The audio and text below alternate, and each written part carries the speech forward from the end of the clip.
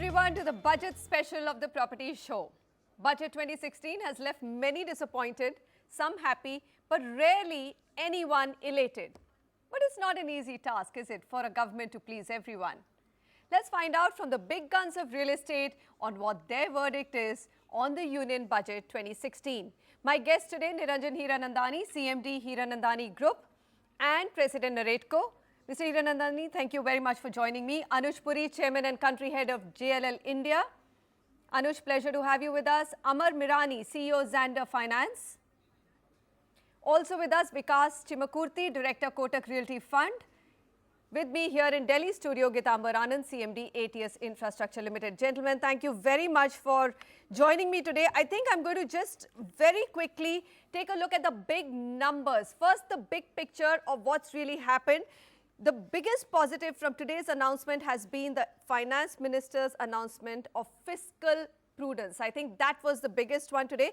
And its intention to stick to the 3.5% fiscal deficit target for the next year. Now, the other one, which of course has been very positively received, a positive boost to agri and rural spending, rupees 38,500 crore for MGN REGS, 2.87 lakh crore fund for the Gram Panchayats, and also a Krishi Kalyan cess of 20,000 crore first dedicated irrigation fund. The other one, which is an important one to look at, is of course a Krishi Kalyan cess at 0.5% on all taxable services. Not good for people who are consuming these services, but this one goes for the farmers. And we do know that how rural India has been extremely distressed over the last 2 years. Now let's look at the other one, which is directly related to real estate, which is of course the boost to roads and infrastructure. The total outlay has been 2,21,246. So I'm giving you the exact number as from the budget document. Outlay for roads is 97,000 crore rupees. It's actually a tad lower than last year, but the number is still looking extremely good. Ease of doing business. This one, of course, again, directly related to real estate. How much though? We'll find out. Registration of companies in one-day, one-time dispute resolution scheme. Surprising silence though on the roadmap to GST. We were hoping to hear something at least, but that hasn't happened. So let me start with the first big question. Mr. Hiranandani, what according to you amongst these big announcements was the biggest positive? The fiscal deficit? I think, yes, I think the fiscal deficit, right. But on the real estate side, something which we were struggling very hard to. Anuj Puri was very much a partner in that struggle. We were expecting about $10 to $20 billion into real estate in terms of getting all the stressed out assets on the commercial side as well as the infrastructure, road and other things out of the way, NPAs into real estate, in infrastructure to get out of the way. They finally brought in the DDT, subject to a small tinkering on the stamp duty that needs to be done at the state level. I think in the next 18 to 24 months, you're going to see $20 billion of relief in the infrastructure and the real estate sector. Big change is going to take place of the quality of assets and quality of the companies will change completely. Plus, large infrastructure companies like L&T will start bidding for new projects. I think that's going to see a sea change in the whole thing. I wouldn't talk too much about the rest of it immediately. Let my other friends answer. All right. I was hoping to first get a big positive on the big picture, but we've jumped to real estate. So let me just go across and ask Anuj, for real estate, I think the most exciting thing which has happened, we in our pre-budget debate, we'd almost written off any tax exemption or the dividend distribution tax that we were hoping for at the SPV level at the REITs, but that actually has happened and that was not expected. It's come as a big positive, isn't it? Clearly, Manisha, 2/3 of the way there was no sign of real estate, and I thought this was going to be a budget where real estate was going to be skipped. And then 5 minutes, there were lots of announcements on real estate, and I would say is 3 big announcements to my mind. One, clearly, as you outlaid, the infrastructure, huge amount of money being spent, roads, airport connectivity, regional connectivity, I do believe is that will open up a lot more large parcels of land and perhaps bring in more vibrancy in some of the regions and economic development, which will then bring down the land prices and hopefully more affordable housing in those areas. The second one, as Niranjan Bhai said, is, and he's been targeting this, initiating with the government, like all of us, is to be able to bring in exemption on dividend distribution tax. It is absolutely correct. We can, just in real estate, over the next 3 to 5 years, bring between 18 to 20 billion dollars. And why it is so important is because today there is a liquidity crunch. And one of the sectors that can bring in a lot of liquidity is the commercial office space, where you have foreign institutional investors wanting to invest. Once that money comes in here, many of the developers can delever the position, pay it to the public sector banks. The public sector banks can then start utilizing that money to pay and give loans to other developers and get the cycle started. And the third one was really housing for all. As Niranjan Bhai said, is as we go into the show, perhaps we'll dwell a little bit more on housing for all. Okay, let's come back to affordable housing a little bit later on the show. Let me come to some of the people who are likely to bring this money in. Amar, 15 to 20 billion, you think that's the kind of number we can look and hope for now that the last obstacle to REITs has been taken away? See, I think I would really compliment the finance minister and the entire thrust of the budget on being a completely pro-development one and giving focus to the real estate sector, which has been missing for some time in the recent past. What I would emphasize on is that the entire thrust has been towards clearing out the regulatory issues around the REITs. And once this has got cleared out, basically now the ground has been laid out for far more amount of capital raising to happen in this sector for at least the topmost grade A assets in commercial real estate in the country. Looking at an overall base of about 400 million square feet, if you take grade A itself, it will be between 80 and 100 square feet, 80 to 100 million square feet. If you take a very ballpark estimate, it comes to about 18 to 20 billion dollars worth of offerings to come out in the next 2 to 4 years. And that is the kind of capital that can actually come the way of the leading developers in office commercial real estate. And that money has a effect of percolation down into overall economy across various cities, across various assets in commercial real estate, which would ultimately benefit the overall sector and the financing system. All right. Githamba, do you see some connection here? We always say that, look, for every bit of office space which is created, there's a multiplier effect for real estate or residential housing as well. What do you think? I mean, you really believe that the change, finally the distribution tax change in REITs, which everybody was waiting for, and infrastructure REITs as well, is a big move? Of course it is. And like everybody is saying, there's going to be a lot of flow of money into the REIT space. But let's come back to the budget as a whole. The big picture. The big picture. I think jumped to real estate. Yeah, we were so excited about this big move. We are all smiling today. All real estate people are smiling because it's the first time in so many years that real estate has got such a huge mention, and quite rightly so. So, Manisha, I think it's a budget with a vision, because if you look at the infrastructure spend, and you look at the spend on the rural sector, on the social sector, there's going to be a lot of job generation in times to come. You'll see the effect in the next 2-3 years. I think the Make in India effort is really going to get a push with the infrastructure spend and actually qualifying affordable housing as a sort of an infrastructure activity by giving an income tax exemption over there. Complete break. Yes, there's a mat over there. There is a mat. But you see, all these things are going to generate a lot of activity in the manufacturing space also, because we as an industry use so many items which are manufactured by our industries here. So if you look at it very holistically, in the next 2-3 years, I see a lot more jobs being generated. I see the industry, the manufacturing sector doing very well because of what has been announced today. Okay. I think it can only get better. The fiscal deficit at 3.5 is very good, but let me tell you, I think that this government is going to really be getting aggressive on spending in the next 2 years. So you believe so? Absolutely. They will spend much more aggressively. It's not just allocation. There will be spends on the roads and the railways and the water carrying and the fiscal deficit may increase just a tad bit, but that's not too bad. Because, if there is infrastructure spend, then there's bound to be an increase in the deficit. As long as it's capital spends, I don't think anybody is worried so much, other than rating agencies who are going to probably keep a very close eye on that fiscal deficit figure, but then more than 3.5%, 3.6 is not going to be a big one. I believe we are also now joined by Mr. Irfan Razak. Mr. Razak, thank you very much. Finally, we have you.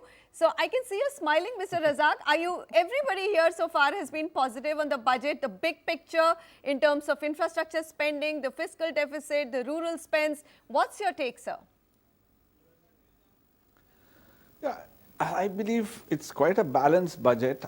I don't think the finance minister could have done anything better than what he's done. And there is this focus on housing, which was, always our Prime Minister has been talking about housing for all. And the least that they could do is define affordable housing, the 30 square meter, 60 square meter, exempting the service tax 100% for these homes, which I have always been talking about. And I said there has to be, there has to be a discrimination. You can't have the same rate of tax even for people who can't afford homes. So it's nice. And one great thing was suddenly the announcement of REITs, we all just sat back and said, this is fantastic. It just got slipped in, because otherwise REIT was not unimplementable, and today it's suddenly open. We can implement REITs. The DDT has gone, but always when the little bit of happiness comes with a little bit of a jolt also. Dividend is taxed at the hands of the receiver at 10%, which is not a small one, it's quite a big one. But having said that, I think now REITs will be a reality in India, and there will be a lot of people getting ready now to see that they implement REITs, an Indian REIT. All right, very quickly, now that we have brought into conversation what this budget has done for affordable housing, let me, for my viewers, just set a perspective specifically for affordable housing. This is what's come in the budget: 100% deduction for profits to developers in housing projects, project building flats up to 30 square meters in the 4 metro cities, and 60 square meters in other cities. So there are two parameters: 30 square meters in metros, because you can't build larger houses, land is extremely expensive, and larger in tier 2, tier 3 cities. Now the projects have to be approved during June 2016 to March 2019 and completed within these 3 years. Of course, MAT will continue to apply. There's also deduction for additional interest of 50,000 per annum for loans up to 35 lakh rupees sanctioned in 2016-17. So it's only for the next fiscal year for first-time home buyers where house cost does not exceed 50 lakhs. So this is also actually a boost for first-time home buyers, so that you get the speculators out and also ensure that it is really for homes for mid-income India. Exemption from service tax on construction of affordable houses up to 60 square meters under any scheme of the central or state government, including PPP schemes. So we were happy to see that public-private participation, because the government cannot build all these homes, and extend excise duty exemption presently available to concrete mix manufactured at site for use in construction work to ready mix concrete. So this is a little bit technical, but this will also help the entire housing sector. Okay, Vikas, haven't come to you, but now we've now taken a look at REITs, we've taken a look at the push to affordable housing and all the big 4 or 5 announcements for the economy as a whole. Sum up your first impressions of the budget and what you like and what you don't like so much. I think the changes which have happened in REIT are welcome. It will get a lot of capital inflow into the country from various pension funds or sovereign funds. Another thing which has not been touched is the ease of capital which one can get into the country. The finance minister in his speech mentioned that they will allow potentially hybrid instruments under foreign direct investments, which would be quasi-equity or quasi-debt. One is to see the details in terms of what those instruments will give the flexibility, which is in fact improving the flexibility in terms of how we put capital to use in the country. Second, which has happened is with respect to AIF category 2, where there was a 10% withholding tax, but the government has now come with a clarification that if the source of capital is coming from geographies where under DTA the tax can be lesser than 10%, the one would get that benefit. So if we are getting capital from a lot of sovereigns or pension funds where under DTA it is practically in some situations it is 0%, those investors will get that benefit of not having to pay any withholding tax of 10% under AIF. Under FPIs, we have now been allowed to do unlisted debentures instead of having listed debentures, which means the flow of capital can be faster and less regulatory hassles. So all these things one needs to look into the details when the details come up, but these are some positive moves which allow people like us to put in capital with far greater ease into the country. All right, I think that's the biggest positive for the real estate sector, that there's so much confidence in bringing money into the sector. Anuj Puri, just as the other now big excitement is around that fiscal deficit target, 3.5%. So now everybody is saying there is absolutely no reason why we would not see a more benign interest regime, and you could actually get your first cut in rates around March. Is that something that the industry is hoping for, and do you think that's possible? Certainly, Manisha. If you look at it, the entire tone of the budget, I classified into really three parts. One was ease of doing business. Second was really bringing in more transparency. Third was it about partnership between center and the state, partnership with the consumers. And the fourth was decentralization. So it clearly appeared that the government is moving on those four pillars. And a lot of the statements that he made within the real estate and non-real estate were really within those pillars. And I must say is that, as he was going by, suddenly there was a big announcement of the voluntary disclosure scheme, and suddenly another big announcement on the REIT that came in. To my mind, it appeared that he was very confident where he is taking the economy. And that confidence really lies in the way that he's controlled the fiscal deficit. And for 2016 and 17, he continues to roll on with a very strict fiscal deficit. I mean, all those, if you put it into place, I would say is despite the global headwinds, I do feel that you're going to see a softening of the interest rates within this calendar year. And you're right, it may be sooner than later that we see interest cost come down, which is a big benefit to the real estate sector. Gitambar, how confident are you that, you will see maybe another rate cut in March? I've always questioned this rate very, very closely related to the demand of housing. I mean, residential especially, people absolutely say that they would be far more confident if their EMIs would come down. How much more do you need for them to soften before this industry actually sees a revival of demand? So actually, I definitely think we are looking at another 50 bips in March itself. But you see, the NHB had come up with a policy where they were giving an interest subvention of 3% on houses to a certain value. So we had recommended from CREDAI to the finance ministry that a certain amount of rebate should be given for the next 3 years to all kinds of housing, so that this actually gives an impetus or it gives a push to the people who've been waiting to buy. So I would say something like 8% would really stir the market in a big way. It would? It would definitely. But we're still far away from 8%. We are at 9.5%. Yes, so that Manisha, needs so many multiple cuts. What is happening is, in their exuberance to sell, many developers are offering an interest subvention. So some are offering 100% subvention, some are offering a 1% or a 2%. So if there would be some support from the government for an interest rate subvention for maybe 3 years, as the scheme says, then I'm sure developers would also from their own end give another percentage or 100 bips or something to the buyers for 3 years till the complex is complete. So, in our suggestion, we said if you give say 2% to 60 square meter houses, the developers who are making them would offer another percentage of 0.5% to the buyers, and that would make a huge difference to the decision which has been kept pending by the buyer. But having said that, I must say the FM has looked at both sides of housing supply side by incentivizing the private sector.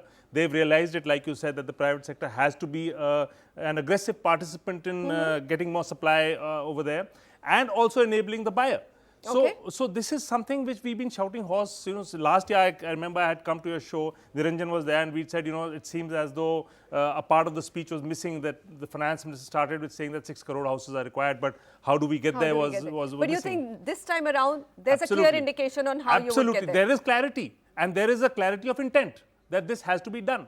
So they have, also spelt out the kind of areas that have to be incentivized. Which was a big industry demand. Mr. Hiranandani, are you happy with what has come in for affordable housing? Both in terms of, I mean, I just wonder about one thing, which is you're giving a person a 50,000 rupee extra exemption on interest on home loans, but only for loans up to 35 lakh rupees and a value of 50 lakh rupees. Now, my question to you is, where in at least large metros do you really see homes at that value? There are two things really which are really seen as far as housing is concerned. I think the giving is half-heartedly. You know, I mean, they're giving through their mind and not through their hearts. Something which tells me that, look for it, for instance, in the earlier NDA government 14 years ago said affordable housing in Mumbai was 1,000, Mumbai and Delhi was 1,000 square feet. Now it has been reduced to 300 square feet. The other cities in India, it was 1,500 square feet was considered affordable housing. Today it is considered 600 square feet. That also, they put riders as far as that is concerned. Service tax on housing under construction. Okay, you're talking only about the affordable housing segment. What about the rest of the middle class which looks at larger size houses? If you have a 2-bedroom apartment and little larger tenements, if you're buying under construction, you have to pay service tax. So what has really happened is, I agree with Gitambar that where last year we felt that housing was not looked at all, this year I think they have looked at it through their heads but no heart. So what I've found is that the Babus have restricted the kind of benefit that should have come, which should have been in a much wholehearted way that has happened. Of course, REITs has done a complete win-by. In the other segments, I think we must represent to the government, Mr. Gitambar Anand through CRIDAI, to say that service tax is an unfair tax under construction and needs to go completely as far as that is concerned. And this limit of 30 square meters and 60 square meters is too small. And you're going to make these small houses for the next 5 years. It's ridiculous. We need little bigger houses. Let people not live in smallest of small houses. We need to make it little bigger now. And the objective of the Prime Minister giving affordable housing to all, you don't want to give slums to all. We need to give houses and homes to all. That is my expectations, and I think some of the things are lacking. But anyway, as Gitambar correctly said, you know, they have mentioned housing. We're damn grateful to the government for it and Mr. Jaitley for it. But we needed a little more heart to come along with the head. I'm really surprised, Mr. Hiranandani, that a Bombay developer is actually saying that we want to be able to give larger sized homes. I mean, even literally premium homes in Bombay do not come at more than 600 square feet of carpet area. But this whole heart versus mind question, and really has it been with the mind alone or with the heart that the government's given anything to the real estate sector? We'll come back and look at that in just a moment.